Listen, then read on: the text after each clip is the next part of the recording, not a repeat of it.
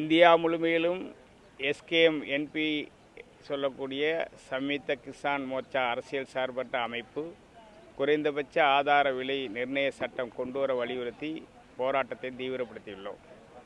மத்திய அரசாங்கம் கடந்த பிப்ரவரி 14 பேச்சுவார்த்தையை சண்டிகரில் முதற்கட்டமாக நடத்தியது. இரண்டாவது கட்ட பேச்சுவார்த்தை பிப்ரவரி 22 மத்திய வேளாண் துறை அமைச்சர் சிவராஜ் சிங் சௌகான், வர்த்தகத்துறை அமைச்சர் பியூஷ் கோயல், பிரகலாத் ஜோஷி உள்ளிட்டோர் தலைமையில் நடைபெற்றது. அதனைத் தொடர்ந்து கடந்த 19 மூன்றாவது கட்ட பேச்சுவார்த்தையை சண்டிகரில் நடத்துவதற்கு அழைப்பு விடுத்திருந்தது. அந்த அழைப்பை ஏற்று நான் தமிழ்நாட்டிலிருந்தும் கேரளாவிலிருந்து ஜான் உட்பட அங்கே போராடி கொண்டிருக்கிற தலைவர்கள் அந்த பேச்சுவார்த்தையில் பங்கேற்றோம். பேச்சுவார்த்தை சுமூகமான முறையில் மத்திய அரசு முடித்தது. அடுத்த கட்ட பேச்சுவார்த்தையை மே மாதம் 4 நடத்துவதென முடிவெடுக்கப்பட்டதோடு எம்எஸ்பி குறித்து விவசாயிகள் கேட்குற கருத்துக்களோடு இணைத்து இந்தியா முழுமையில் இருக்கிற வணிகர்களோடும் கருத்து கேட்க வேண்டும் என்று முடிவெடுக்கப்பட்டது. அதன் அடிப்படையில் வணிகர்கள் கருத்தை கேட்டு அடுத்த கூட்டத்தை மே 4 மீண்டும் சண்டிகரில் நடத்துவதற்கு மத்திய அரசாங்கம் திட்டமிட்டது. இந்த நிலையில் சுமூகமான முறையில் கூட்டம் முடிவுற்ற பிறகு விவசாய சங்க தலைவர்கள் போராட்ட களத்திற்கு அவர்கள் திரும்புவதற்கு முயற்சி எடுத்தார்கள். நான் சென்னை செல்வதற்காக விமான நிலையம் செல்வதற்கு முயற்சி எடுத்தேன். என்னை வழியிலே தடுத்து நிறுத்தி அனைத்து தலைவர்களையும் கைது செய்து பட்டியாலா மத்திய சிறையில் போலீஸ் கஸ்டடியில் எங்களை 19 நள்ளிரவு அடைத்து வைத்தனர். 6 நாட்கள் சிறைவாசத்திற்கு பிறகு தமிழ்நாட்டில் போராட்டங்கள் தீவிரமடைந்ததால் என்னையும் கேரள ஜானையும் விடுவித்திருக்கிறார்கள்.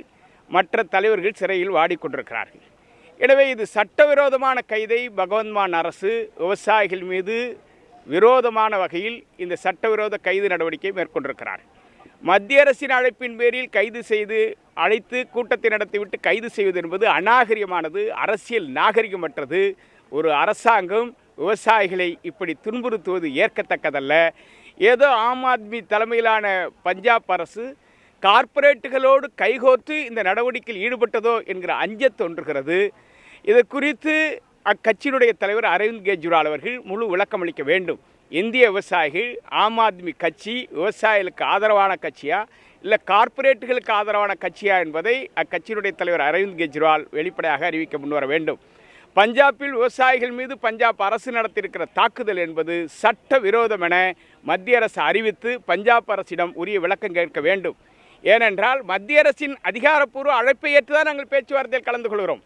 கூட்ட அரங்கிலேயே மத்திய அமைச்சர்கள் சென்ற பிறகு எங்களை கைது செய்து சிறையில் அடைக்கிற கொடுமையை பஞ்சாப் அரசு மனித விரோத செயலாக அரங்கேற்றியிருப்பதை மத்திய அரசு அனுமதிக்க கூடாது. அது குறித்து உரிய விளக்கம் கேட்க வேண்டும். அடுத்த கூட்டத்திற்கு முன்னதாக பஞ்சாப் அரசின் மீது உரிய நடவடிக்கை எடுக்க வேண்டும். விவசாயிகள் சிறையில் வாடுவதை அனுமதிக்கக்கூடாது. உடனடியாக நிபந்தனையின்றி அவர்கள் விடுவிக்கப்பட வேண்டும்.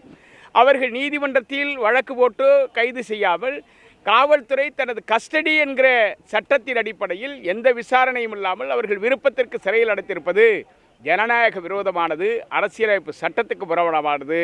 எனவே ஒட்டுமொத்தமாக ஆம் ஆத்மி கட்சியினுடைய அரசின் நடவடிக்கையால் பஞ்சாபில் இருக்கிற பிரிந்திருந்த அனைத்து விவசாயிகள் சங்கங்களும் அங்கே இருக்கிற அனைத்து அரசியல் கட்சிகளும் போராட்ட களத்திற்கு வந்திருக்கிறார்கள்.